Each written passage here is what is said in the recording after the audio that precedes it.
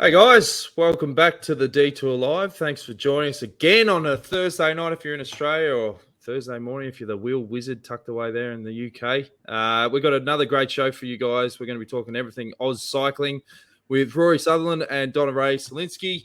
And I'm joined, as always, by four-time national road champion from Australia, Johnny Trevorrow. Iffy, how's your week been, mate? It's been good, yes. I managed to keep out of the wet. I've been on the bike. I did an hour or so with the boys this morning with the Detour mob. And, all good. Yeah, good to hear, mate. You're looking fit and well. Now, tonight's show, you must be excited again. You're excited for every show, but there's pressure because we've had a couple of rippers. We have. The pressure is on. Well, look, we've got two rippers tonight in that. Rory Sutherland, cycling star for, I think he turned pro in about 2005 and he's only just retired. And, of course, Donna Rae-Szalinski, who's my Geelong mate. I was riding around past her establishment today, but she never came out and joined me today, but she often does. But a superstar herself, Tour de France rider, and now one of the gurus running Australian cycling, especially the road cycling. So we're going to talk to them about a bit of a mixed year this year, disappointing for a lot of us, Olympics and World Tour Championships, but a positive path for the future. So that's what we're going to be talking about. So I'm looking forward to it. All right, let's bring them in. Rory and Donna, welcome back to the Detour, guys. Good to have you on. Hello. You finally worked that bloody Chrome thing out, did you, Rory? You know those things. You know when you're meant to be prepared for something, and then you're like, "Oh crap, I got to download something extra." And then, but luckily, internet works fine, so all good. Come on, mate. I have been preparing you for weeks. I have not stopped hassling you on WhatsApp. I need you on the show, mate, and it's fantastic to finally get you on the show. And in fact, Donna's so pumped she's just got up. And she left. She goes. Just so excited. Yeah. Well, guys, you're looking fantastic. We've got the branding right. Any sponsors you want to give a shout out to? No. All right, let's move on. Donna's my sponsor. Now, we always try and do... Are we talking about Alcoholics Anonymous? Or we always try and do an intro for our guests and build them up, but I think it's better if you could explain to the viewers and listeners, we'll start with you, Rory, what is your role at the moment with AusCycling? Good question. Very good question. I started off December last year, 2020, when I retired, and Simon Jones and the others at Australian Cycling wanted to get wanted to have somebody in Europe who can kind of oversee some of the road stuff, and it's discussions I'd had with them and Brad McGee beforehand. And just kind of the job popped up as a 1 to 2 day a week kind of thing that I could work while I was figuring out kind of what I wanted after retiring, where I wanted to be and where I thought that I could probably fit in or be the most help. And then ended up with then Brad McGee leaving, job getting expanded very quickly to more days, to things to do with the Olympics and then selections, and it's been building ever since, up until the point that now took a full-time position with Australian Cycling. And I think the actual job description or the title is still in the process of figuring out what it actually is. But basically anything road, anything to do with road, European pros, and now I've actually got more. I've added to the excitement that now with Donna speaking more about the juniors under 23 projects, and then obviously with the World Championships coming up in Australia. So anything to do with the road at the moment, but what we're actually doing now, and again, it's exciting, is it seems to be crossing over into other parts of Australian cycling to the other disciplines. So communication and contact with the track coaches, with BMX, with mountain bike, all that kind of stuff. So it's pretty cool, and it's ever expanding like a lot of jobs become.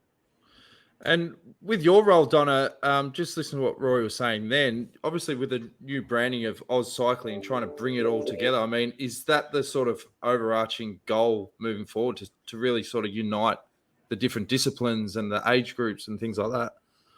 Oh, for sure. That is the purpose. One of the main purposes around becoming AusCycling is to share the resources, which means also the athletes. And we can see, looking at Tokyo, for example, the crossover between those on the track and those on the road. We also have great crossover between mountain bike and road. So yeah, it's awesome that Rory and I are getting to have conversations regularly with the coaches from the different disciplines and seeing where we can combine our resources to provide more opportunities. And what's your role, Donna? I should probably ask that first. No, that's cool. My role is, I've got a few hats. Rory is laughing at me. My official role right now is I'm the interim director of performance pathways. My ongoing role is as manager of performance pathways. And in that role, I oversee all of the camps and competitions for our Australian cycling team. Then you add in the hat where part of that is running or overseeing all of the development programs for road. So that includes the junior road teams, men and women, organizing projects for the under 23s, and any other development trips that we might do, for example, for our elite age group women. So a mixed bag. Johnny? So you're Rory's eyes and ears in Australia. Is that what we could say? Yeah. Absolutely. Yeah. Basically, yes. I do hope, Ify, I am taking a group to Belgium in May. So we're going to take our junior national road cohort to spend a month in Belgium in May. So I can't wait to get back to Europe. There's a few of us in that basket. Because, sure. It's been a few years. Yeah. So recapping sort of 2021, I mean, Australian culture we're pretty predictable. You know, when we're getting results, we almost go quiet and it becomes expected. You know, when the results aren't to that level that they're used to, we're very quick to point fingers, say when things are wrong and all this sort of stuff. But is the situation at the moment, it must be such a complex answer. I'll start with you, Rory. What are the key things that you're looking to develop moving forward for the program? I don't think it's a complex answer, to be honest. I think without pointing fingers, and I think that doesn't actually help what we're trying to do going forward. I think from my side of things is we need to clearly rebuild structure. That what has been taken away for whatever reason in the last few years, we need to refine and rebuild the culture of Australian cyclists. And whether they're, again, not putting it on specific people, but if the pandemic had a part of that effect, the not being able to travel, people being away from families, the development stream that we lost in Australia, I think now we're seeing the results of all of that combined. But I think it's important that we concentrate on actually moving forward with a plan.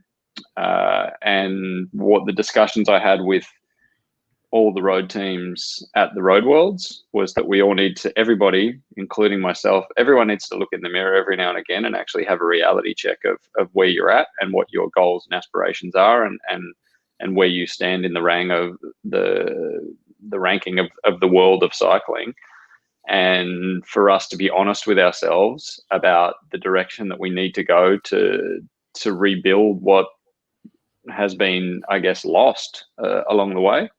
And from my side, where that starts is with communication, with people, with good people, the right people in the right positions, and people not being afraid to have a conversation, not being afraid to put your hand up and say, hey, I don't think that is correct, but doing it in a constructive way. I think that the easiest thing to do is for us all to grab a scapegoat who's not around anymore and throw them under the bus, which is a pretty standard reaction, which I think everyone has done. But if we want to move forward, we need to start actually getting those people together and changing a little bit of the culture of how we operate and how we, including the athletes, how we behave as well. Do you think that it's one of the biggest challenges? Like when you race for Australia, I mean, it's not a lot of times throughout the year, and you've got all these other guys in other teams. Is that the biggest challenge, trying to get that chemistry and culture when it's just so sporadic? It hasn't been before, for whatever reason. For a lot of the time, the leader of the team and the level of that leader will kind of dictate that down. So if you have a leader who's firing, who's doing all the right things, who's winning events, and everyone can see it, everyone jumps on board that train towards an event. As soon as you lose that leader, or you don't have that leader performing at the level that they were, or their leadership is not how they rally their own troops, that changes. Then it becomes definitely more difficult. So having, coming in for a national team event like in Belgium, it's how do you expect the athletes to know and trust one another if they don't have a chance to race together because they're in their trade team? So that does make it very difficult. But slowly, with some more things that we can do while the athletes are in Europe, which is most of the year, and the communication that I would like to see happen, which is, it doesn't have to be a lot. It can be coming together every now and again for either an event or just as a group, and communication. That's the word that I'll keep on using, is that communication is so key that the athlete then can buy into and be part of the journey towards a major event, because otherwise we're just selecting a team based on what we see on paper and sending them to an event without actually having them together as a group.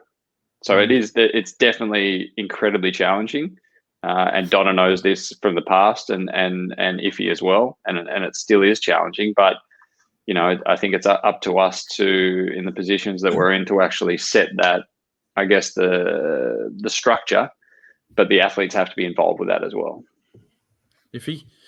Yeah, look, it's a tough one, mate. You hit it right, nail on the head in culture, because going back a few years, Australia had this special culture. When it came to World Championships, they worked together, but it hasn't always been spot on. I mean, we've won one World Pro Road title with Cadell, and we've had seconds with Robbie, second with Bling, with Gero.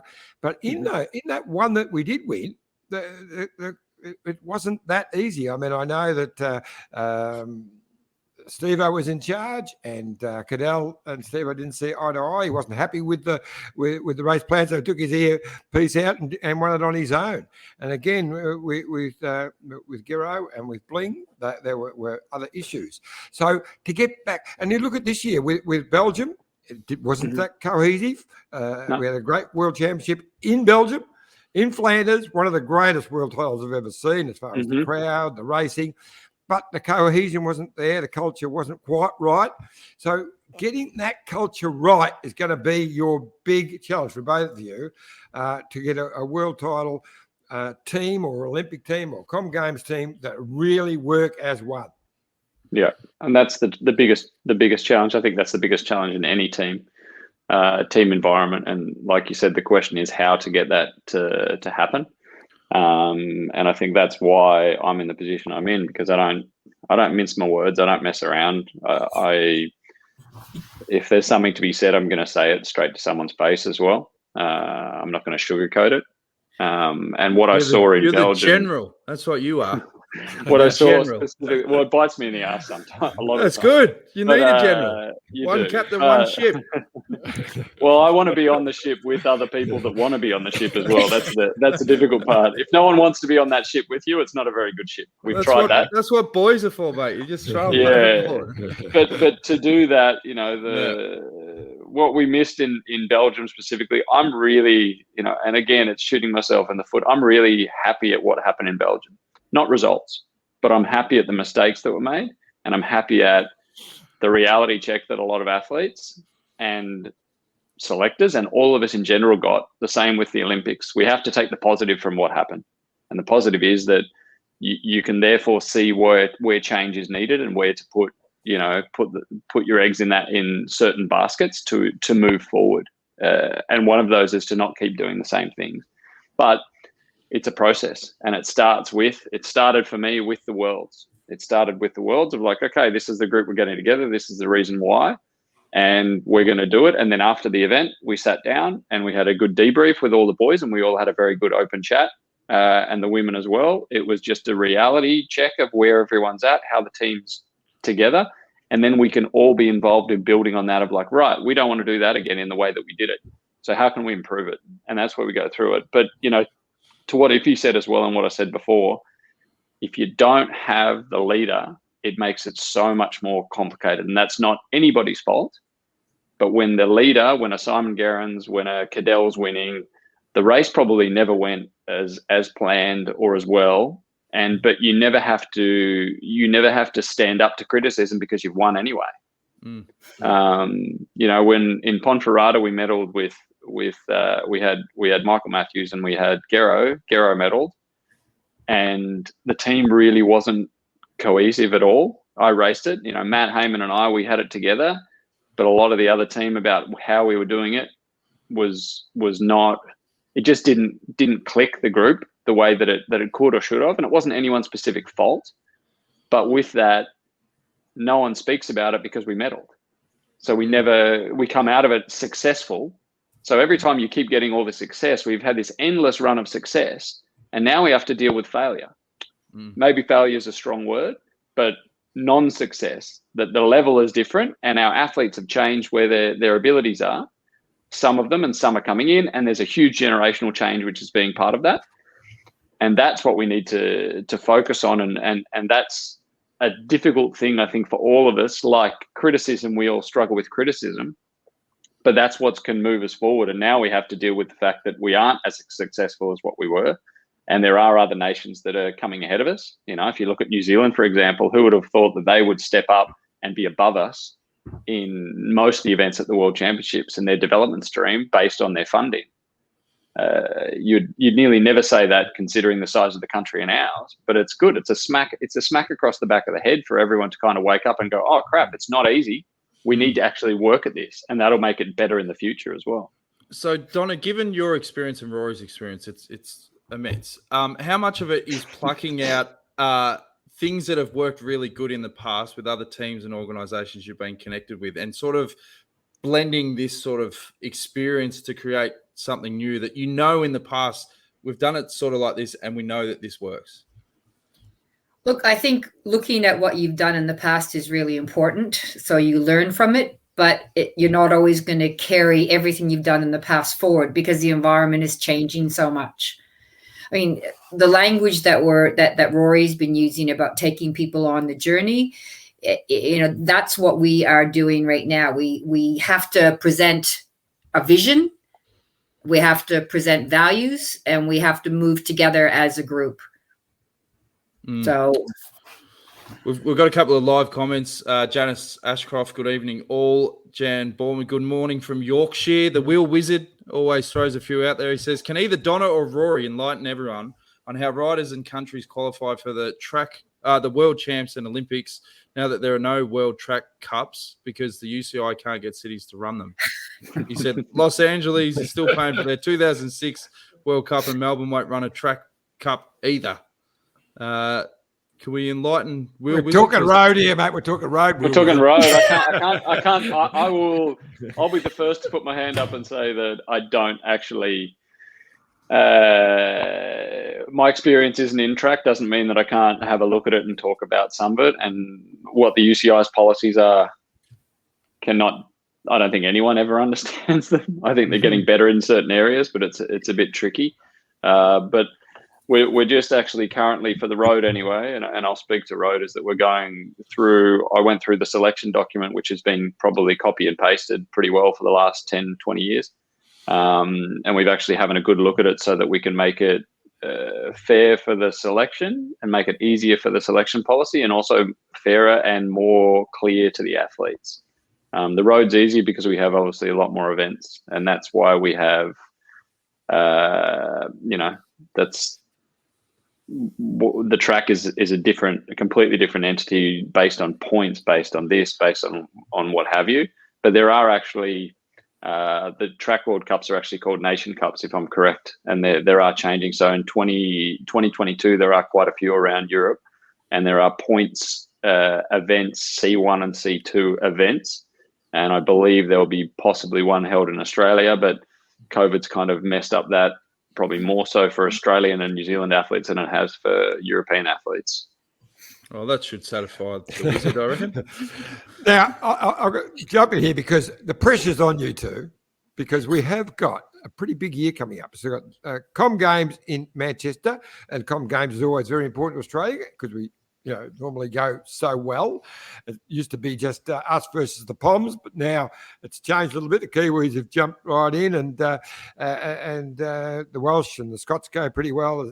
So that's big. But, of course, the big thing is we've got the Worlds in Wollongong. And that's going to be absolutely sensational, but it does put a lot of pressure on. Pressure? Yes. Pressure. It's Not opportunity. pressure. It's brilliant. Hey. It's opportunity. It's absolutely amazing. We started the Build to Wollongong with the Junior National Program this year. We've identified a 4-phase plan on helping prepare and get the best cohort ready we can. And, I can't wait. Bring it on. I love that pressure. I don't think it's that pressure. It's just, for me, it's about planning. It's about changing some of the structure that we had in place going into World Championships in the past. And I think identifying the improvements we can make, and that is in communicating with the athletes. And I've been doing that all this year based on Wollongong. We're finally getting ideas of the course now. That seems to have taken a bit longer than what anybody has expected, which makes it very difficult. And then there's also the question mark of the COVID situation, is that I have other nations messaging me saying, are we really going to have the Worlds? Like, should we plan it properly? And to give you a heads up on all that, Donna and I have been working on a few structures with the DS grouping about how we can do that and move that forward in a better way, so that people don't just DS is generally speaking fly in for the World Championships, stay for those days, do the Worlds, and then go home, and that's their period of work.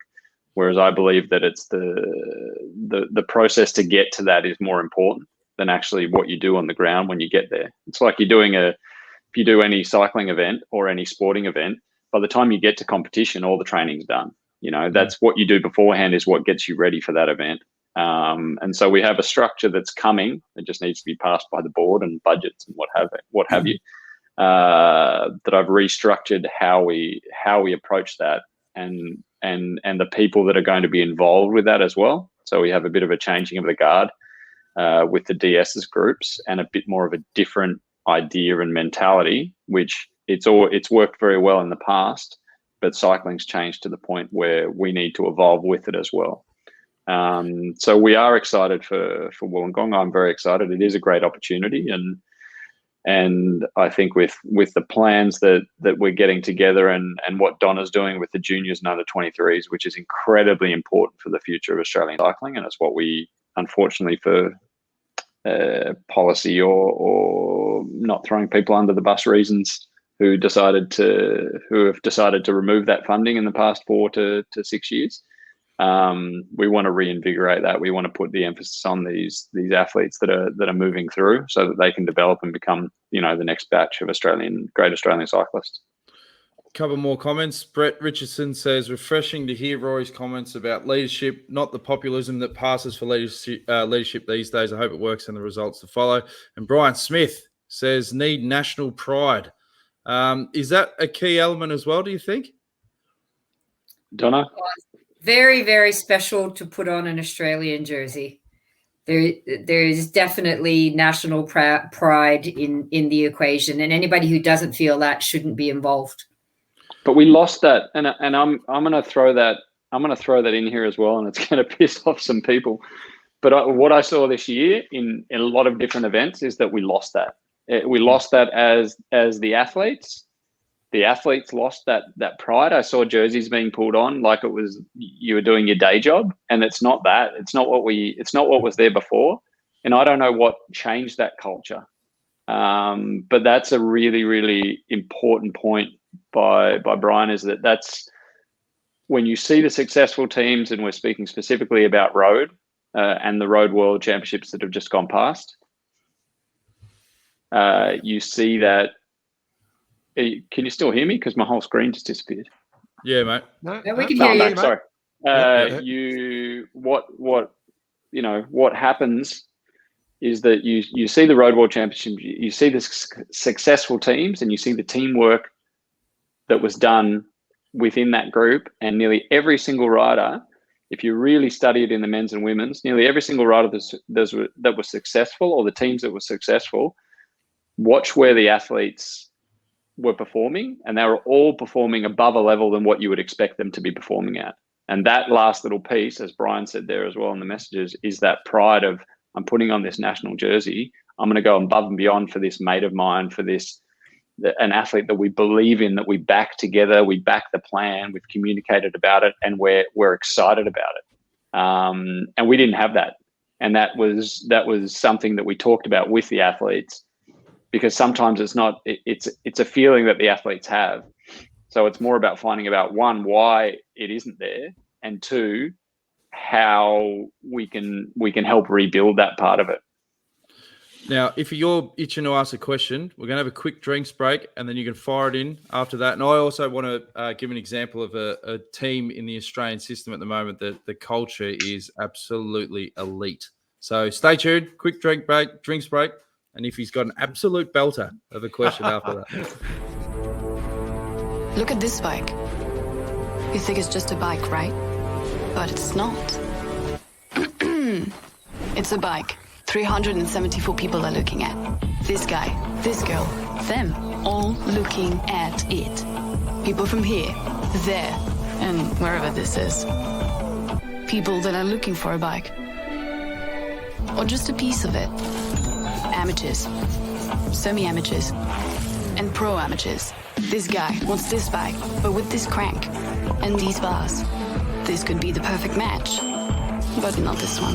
This girl has a bike to sell, and thousands of people might purchase it. Eyes on Bikes help grow small businesses.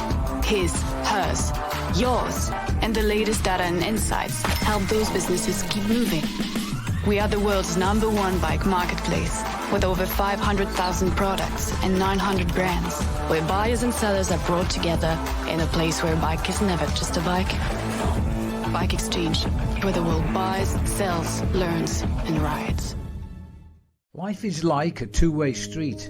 It's about consideration and mutual respect. Roads are much the same. However you get around, walk, ride or drive, if we share our roads, we can all be safer. The Amy Gillett Foundation is Australia's peak cycling safety charity. Our mission is for safe cycling in Australia. Our vision is for 0 cyclist deaths. Over the last year, we've seen an enormous increase in people taking up cycling, whether it be for recreation, with the family, commuting, or even to start your own cycling career. We need to do more to make it safer for every cyclist. 20 cyclists every day are hospitalised, and 1 cyclist is killed every 10 days on Australian roads. So, the next time you jump on your bike or hop in your car, remember to practice the 4 C's. Be courteous, calm, considerate, and conscientious. Every cyclist death is preventable, and we all deserve to get home safely. Please donate to help the Amy Gillett Foundation make the roads safer for you and for me. Thanks again to Bike Exchange and the Amy Gillett Foundation. Iffy, fire away.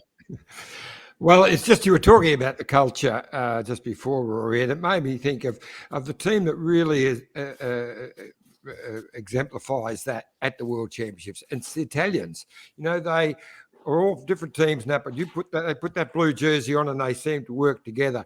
The Dutch have done it so well, and the women too, but not so much just lately, I've noticed. You know, there seemed to be a little bit of, that rivalry popping up, and they haven't worked as quite as well together. But the Italians are the ones, and the French did so well in a world road title this year. They worked as a team. So it's important. Even at the top level, the biggest pros, put that national jersey on and you should be able to come together. Yeah, but like Rory said, they've got superstars as well. That helps, you know. No, but that often makes it harder. That often makes it harder. The fact that they're superstars and they're rivals, but they put that blue jersey on, and the French did it this year, bang, and they ride together. It should make it. It should be easier if you're not superstars. Iffy, culture is like fitness. You have to work on it. It doesn't just happen. Exactly right. Well, one team I wanted to mention is the Aussie Boomers. You know, you look at what they've done and their development, and Paddy Mills and Joe Ingles are, you know, pivotal in that. But particularly Paddy Mills, the way he talks in interviews, the way they deal with crisis. You know, going into the Olympics, Ben Simmons doesn't want to play. Now, if that was a culture that was fractured, the reaction could be, oh, you know, we're disappointed, or, you know, No, he came out publicly and said, no, we're going to wrap our arms around Ben, because, you know, the culture we have is you're a boomer for life and we're going to support. And it was so positive. So all the language was positive. And then when they did win the medal, you know, he went on a tour and had them at the Sydney in Perth, and they had a boat ride with all former boomers, and they were all wearing the medal. And you feel connected to the history of that team. And when you sort of go through pockets of team, you think of the development of Australian cycling, so many stars over the journey. It's almost like once you retire, that's it. It's like you just form a pro. There doesn't feel like there's that connection and bond to even the history of it. Is that a fair call, do you think, Rory? Yes and no. Yes and no. And on my side, and I don't have, you know, I haven't looked into the boomer story as much, obviously, as you have. But there's good and bad to that as well. I think you can wrap your hands around. But the other side of that is I've seen a lot of wrapping hands around a lot of athletes to the point of bubble wrapping them all and telling them how great they are. And then, you know, maybe I'm harsher than that in what we're doing. But I've seen the opposite reaction to that, whereas they really think they're the best and they go in with an arrogance. And that's something that we seem to have, not in all the disciplines, definitely, but I've seen it in a few different areas. And I'm not putting it just on track or mountain bike or road or any women's or men's or any group in general, but I've seen it quite a lot across the board of this privileged attitude that we seem to have got a high horse that we're on, that we're the best at what we're doing. And the honesty and the reality is we're not, because if we were, we'd be winning everything. And I think so I think there's definitely, I think in every team situation and every, you know, the boomers, it is a good example. It is a great example. There's a lot of that, but what Iffy said about the Italians is spot on. It's what I said is that, you know, you watch the Italian women put together a sprint lead out and they beat the best in the world by someone who shouldn't have won necessarily. Shouldn't a bad way to say it, but wasn't basically the one that you would think would have won. But how they raced the race at the end of the day together as a group is what made the difference. Iffy? Yeah, no. Well, I think we move on. But I'm excited about. I don't know much about the road course for Birmingham. Is it a tough one, or what's it like? It's a bit of a mix. It's like let's call it a city or a town circuit, like a lot of them generally are. It's very similar to, from what I understand, because it only just came out, the official course.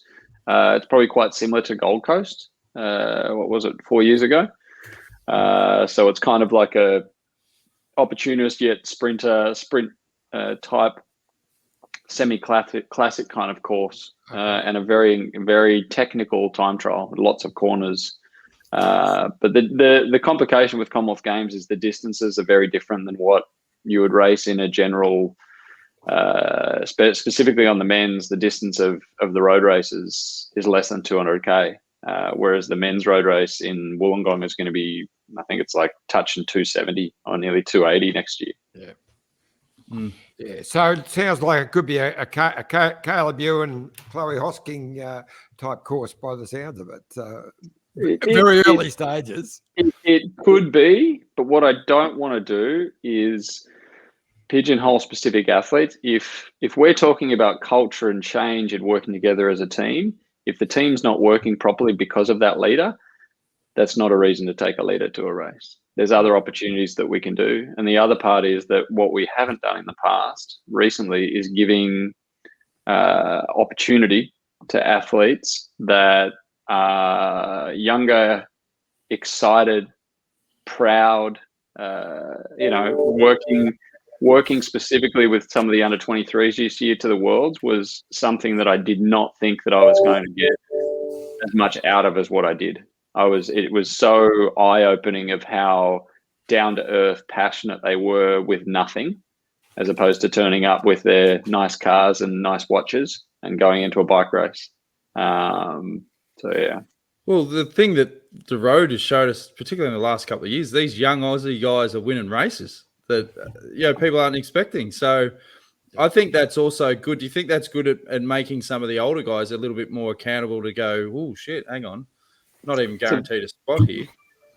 But we haven't lived in this space for the last couple of years with COVID because we haven't been able to get them to Europe. And we haven't lived in the space much for a few years before because it wasn't a part of our the program we were allowed to run.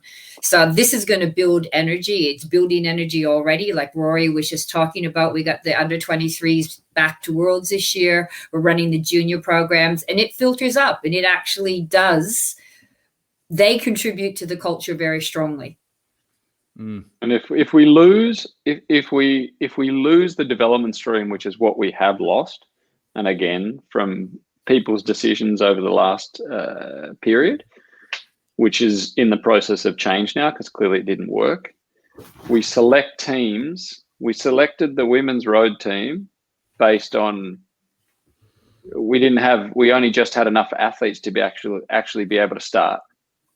So there was nearly nobody else in Europe that could have raced. And that the reason behind that, and that is not giving discredit to any of the athletes that were selected saying, we just took you for this reason. But what it did open the eyes to was like, well, who's the stream coming through? Like, who else, what options do we have? We didn't start a woman in the time trial or the men's time trial because we didn't have anyone. We didn't have anyone, one, that put their hand up, and two, we didn't have anyone that was coming through the system or has come through those state institutes or whatever that needs that opportunity to move forward because they just weren't there. So, and that's part of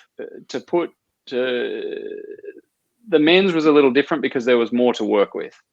And there was a lot, there's nearly 30 World Tour pros this year, Australian World Tour men in Europe. And then you have an eight rider team. So there is that fight to get in the team. In the women's, there wasn't a fight because there's not enough riders. And that's not the fault of the athletes that we have.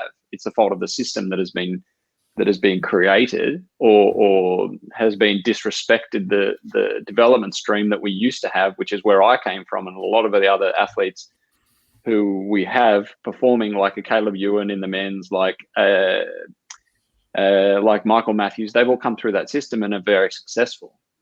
And so we need, and what we're trying to do is rebuild that, but it can't just happen with me and Donna. It has to be across the board. A really exciting thing for me to share with you, Dan, if he knows about this already, is our national teams in Santos in January. The men's and the women's national team is going to be comprised mostly of the riders that we named for Junior Road Worlds this year, but they weren't able to travel to Worlds. So they will be, along with a couple of pros or elite riders, they will be representing Australia in Santos. How cool is that? That's awesome. You're talking about riders that are hungry. I'd tip that group will be super passionate. And that structure is brewing in terms of, nothing is given. It has to be earned. And that would be a key part of turning that culture around. Like, when you pull that jersey on, you've earned it. You haven't been given anything. So that's right. That's actually what made the Santos Cycling Festival such a great event last January, because we're all disappointed it's not a World Tour race, and I can by day two you'd forgotten that it wasn't a World Tour race. The race was so brilliant. Young Luke Platt was just coming out and all that, but all of those youngsters just stepped up, and we're going to see that again. So I'm excited. Maybe they'll hate me for saying it, but maybe that's what it should be. Yeah. I get the financial side, but Stewie, development, Yeah. Andy Matthews got a question for you. Do Rory and Donna know all the under-23s who are based in Europe riding on continental teams in 2022? You do? Donna should, but by the look of Andy's avatar picture, he looks like he's about that age. Well, I think I could be wrong. Be his son. I think he's messaged us I- before. You think he might have but a if son not, that rides, if not, he looks very young. So congratulations, Andy. You've done something right. Donna does keep an eye on that. You know, my area of more expertise is obviously in Europe. That's where I'm calling you from because I live here full time, and Donna keeps an eye on that. But that's one of the things that we really need to pay attention to. You know, there's only so much we can find on the internet. So there are the athletes that decide to go a different path than Australian national team to get to a different point. But we need to, you know, I'll put it out there that they should contact me, that they need to contact us and let us know that they are racing in a certain area, because that creates, that puts them on the radar as well. So we do try as much as we can to know where everyone is and where they're racing, but sometimes the data we get or the people that let us know, it's just not there. It's one of the key elements when people bring you on board and want to create change. You know, it would have been really difficult in previous times where you come up against roadblocks. You know, you've got a vision, you want to do it certain ways, and then roadblocks. People go, no, you can't do it like that. Do you feel that you've been given the keys in the sport to go, right, I want to make change, I want to have an effect, I can do that? Donna? Over to you. We should not tell them our mantra. No.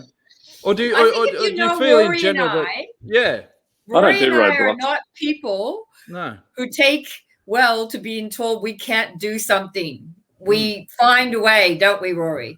There are little ways to get around certain roadblocks in a good and legal way, shall we say? Like you can jump over them, or you can go through them. But I think and it's a discussion I had with an athlete yesterday, is that I said, look, we have and I've said it to Donna, and I'm like, my kids are sick of hearing, and I said, but failure is the best catalyst for change.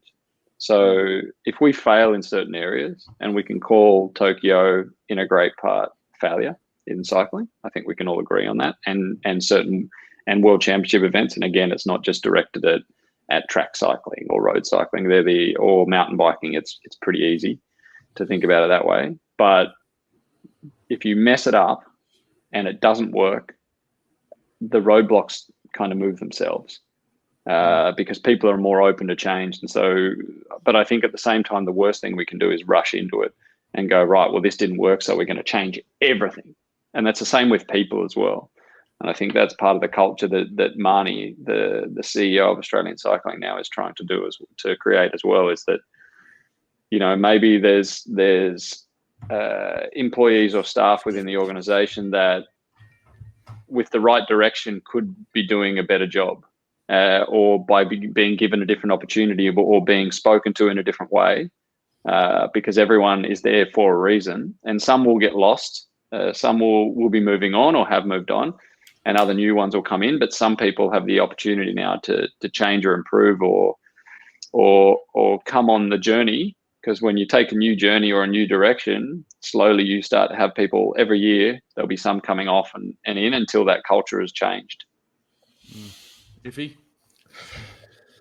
That's wonderful to hear. And the good thing that you're talking about is that's what I'm starting to get the feeling that's happening at the top end of at Cycling Australia as well, or AusCycling, whatever that new name is. But anyway.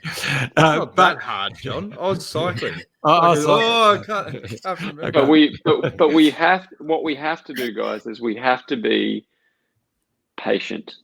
It's not a click the fingers thing. And this is something that I'm really bad at doing, is being patient. But I think a lot of the things that I'm learning here as well, and I'm experienced in one area of sport, not in management of sport or not in management of athletes. It's things that I'm continually learning along the way. But is that a knee-jerk reaction is also not necessarily the right reaction, and development and rebuilding things takes time. You don't get a house from one day to the next. So I know there's a lot of people who are throwing a lot of stones in Australia, and I think they've got the right to do that. I don't disagree, but there's a constructive way to do it. And then I think we need to also be aware that there is positive change and we are trying to create it. But if we keep getting stones thrown at us the whole way through, how can we move forward? Are we going to stop doing it? You know, we want to create that change and we want to be back on the top. Otherwise we wouldn't be doing the job. This is not no one's making millions here, guys. This is a government organization. But look, I'm excited about next year, and I'm excited for a whole stack of reasons. One, you know, okay, we weren't successful at the Olympics, we weren't successful at the World Titles, but hey, we saw some great young men and women coming up through the ranks, and I think you guys are bloody fortunate to be in this position to have the keys to the car that could turn into be, I don't know if it's a Ferrari, but it can be close.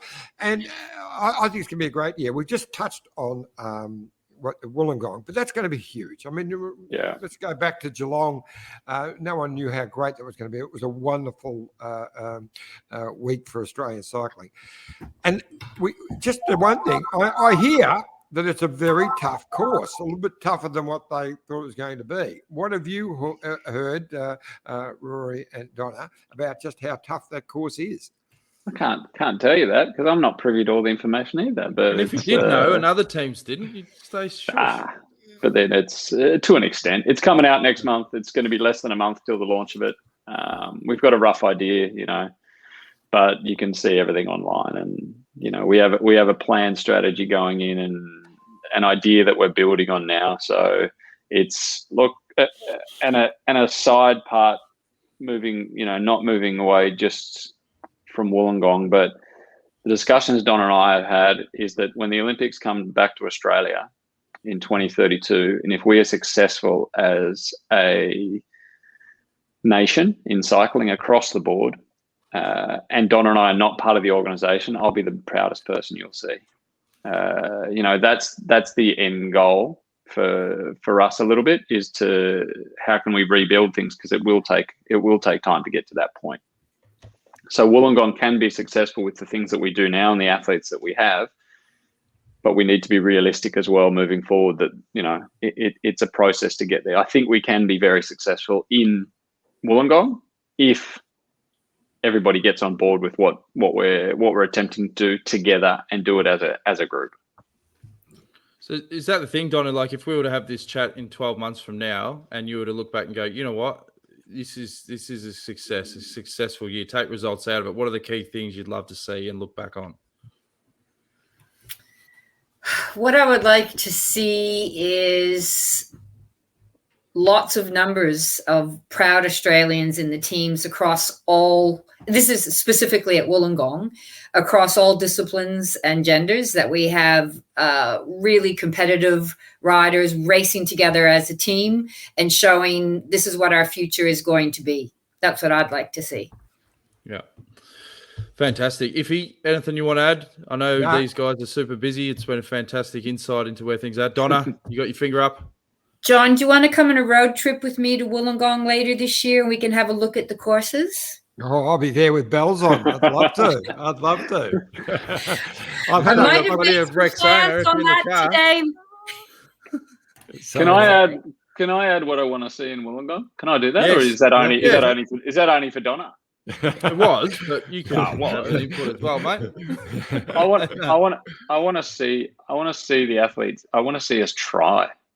That's what I want to see. It sounds bad. Like, I want to succeed as much as everyone else. But it was the same in Leuven, is that if everyone, I said it to the athletes, if you're not physically able to do something, who am I to say that, oh, you should have been in that front group?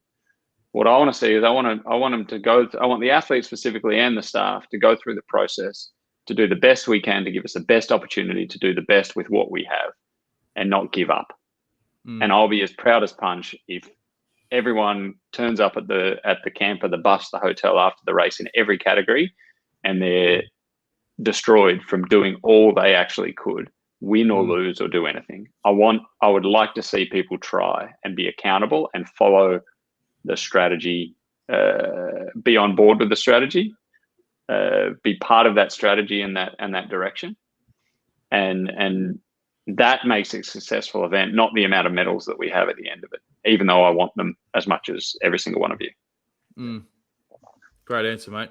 Well, we really appreciate you guys being on the detour. And yeah, I mean, culture is essentially people, you know, and they've got two fantastic people at the front end of the ship driving things moving forward. So I think that will make a lot of people, including athletes, excited because once they're on board, there will be change for the positive. So you're doing a great job, guys, and we appreciate you being on the detour. Thanks, guys. Pleasure. No worries. Sensational. Thanks, guys. Thanks, guys. Speak to you soon. I was going to add the one last thing in. What?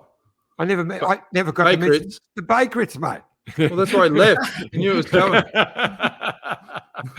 Because Rory, it's even on his Pelmars. Yeah. Bakerits when you rode the Bakerits. No, he finished 9th overall, but it's on his Pelmars. One of his proudest moments. There you go. Fantastic interview. Anything you want to add before we wrap things up, Johnny? No, sensational. Great to talk to the people in charge. And Donna's taking me on a road trip. I'm excited about that. There you go. Make sure youtube.com/Detour Podcast. Like, share, subscribe. Tell your mates. Appreciate all the support. And we'll be back again next Thursday, 6:30 p.m. Australian Eastern Standard Time for another episode of the Detour. We'll see you guys then. Have a great week. Cheers. This is the winning ride of the Tour de France. Benjamin Sutherland as Cadell